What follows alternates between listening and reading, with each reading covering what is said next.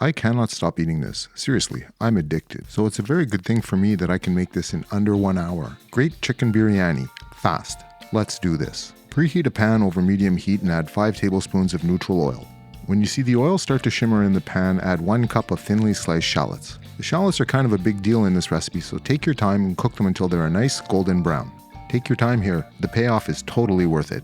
Once the shallots are nicely browned, add a half teaspoon of cumin seed and 1 tablespoon of garlic ginger paste. If you don't already, you really should make your own garlic ginger paste. Fresh is way better than the stuff they sell in jars. Keep cooking, stirring constantly until the garlic ginger paste stops splattering. You'll know when that is. You can buy biryani masala at pretty much any Indian grocer, but I like to make my own. You will need 1 teaspoon of garam masala, 2 teaspoons of cumin, 1 teaspoon of coriander, a half teaspoon of turmeric, a half teaspoon fenugreek leaves, a half teaspoon amchur powder, and 1 teaspoon of Kashmiri chili powder. Turn your heat down to medium-low, add the biryani spice mix and a half teaspoon of salt. This is the moment of truth. Frying or blooming spices in oil is a key technique in Indian cooking. It gets all the oil-soluble compounds out of the spices into the oil and then ultimately into your mouth. You want to be careful here. Burn the spices and you're starting over. 5 tablespoons of pasata gets us back in the safe zone. Give that a stir, let it cook for 1 minute, and then add 1 pound of boneless, skinless chicken thighs, each thigh cut into 3 or 4 pieces. Stir to get the chicken well coated, cover, and cook for 8 minutes. After 8 minutes, uncover and flip each piece of chicken. Work a pattern in the pan, it's easier that way. You want to cook the chicken until it's mostly done. By mostly done, I mean an internal temperature of 150 degrees Fahrenheit. An instant read thermometer makes cooking easy. Think about getting one. Guessing is really hard. Biryani is all about flavor-infused rice. If your rice sucks, your biryani's gonna suck.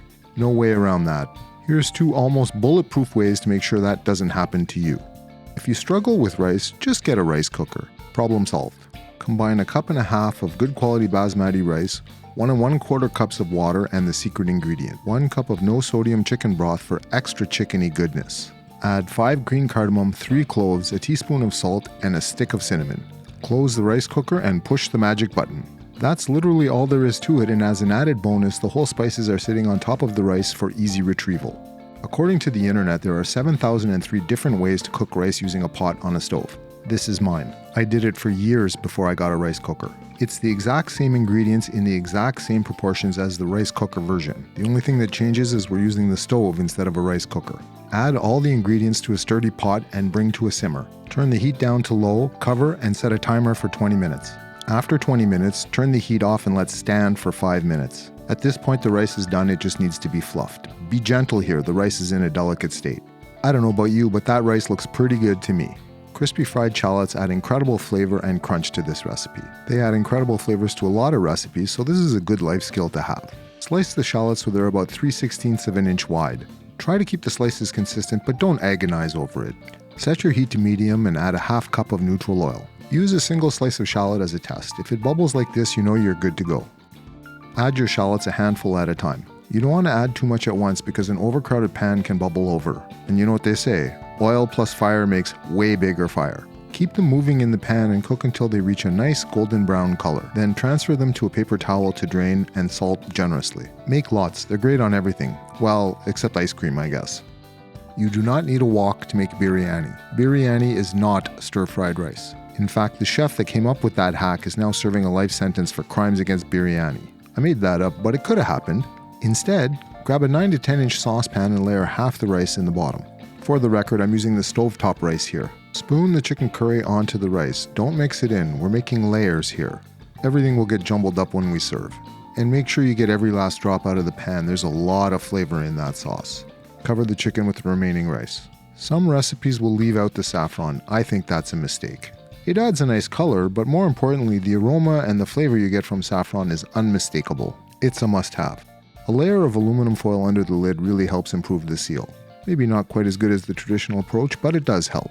Bake the biryani in a 350-degree oven for 15 minutes. If you've let the ingredients get cold, add another 5 minutes to the cook time. After baking, the biryani will need to stand for an additional 10 minutes before you open it up and inhale those crazy aromas. Plating the biryani is actually a lot of fun.